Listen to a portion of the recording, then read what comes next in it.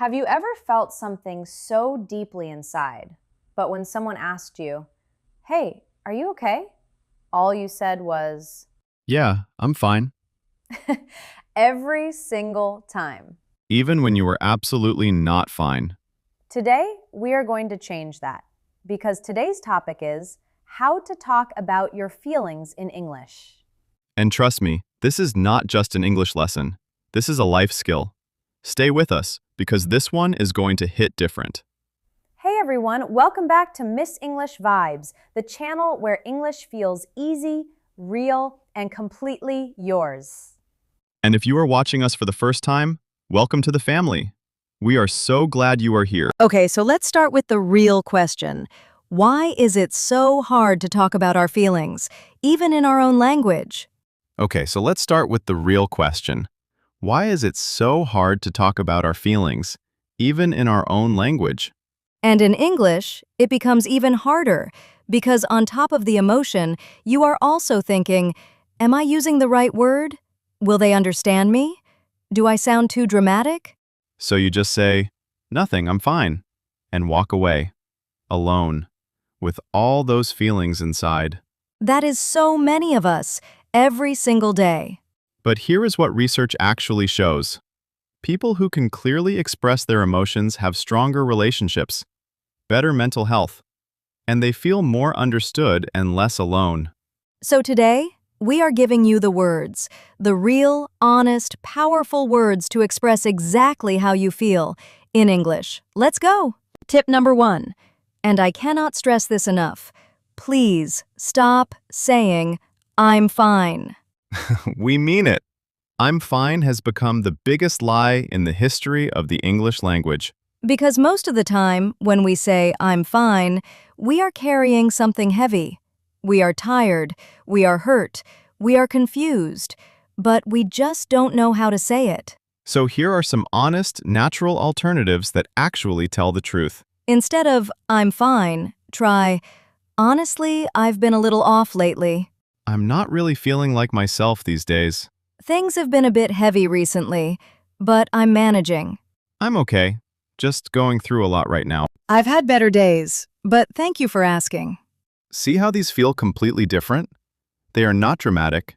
They are not oversharing.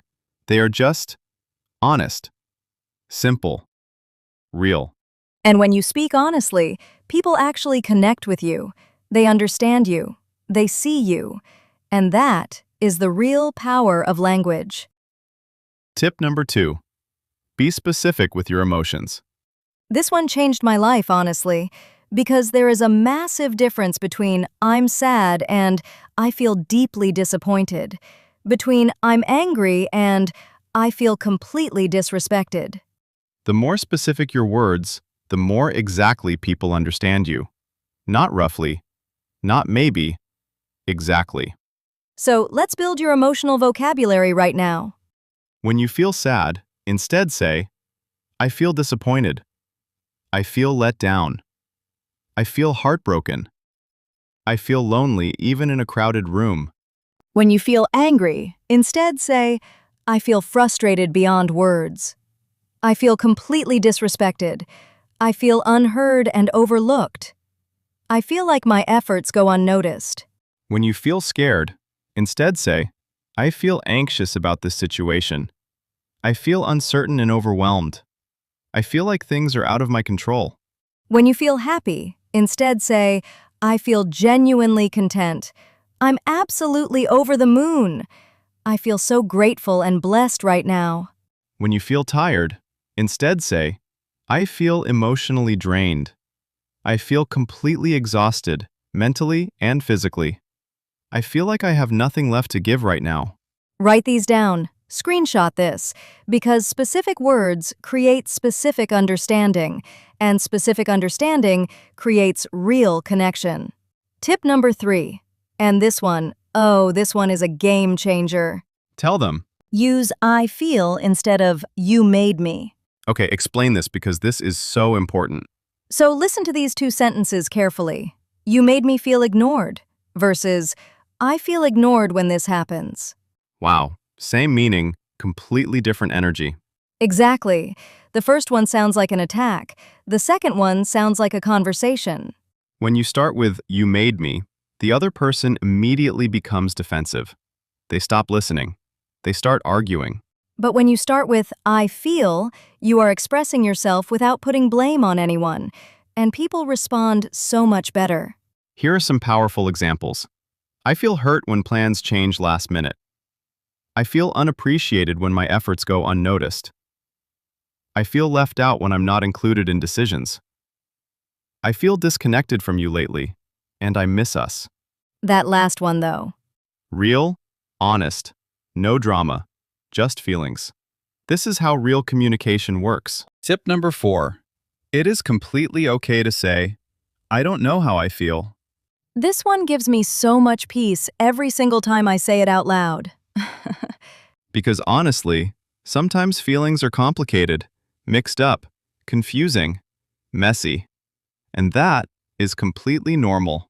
You do not need to have everything figured out to deserve to be heard. Remember that. So here is what you can say. I can't really explain it, but something feels off.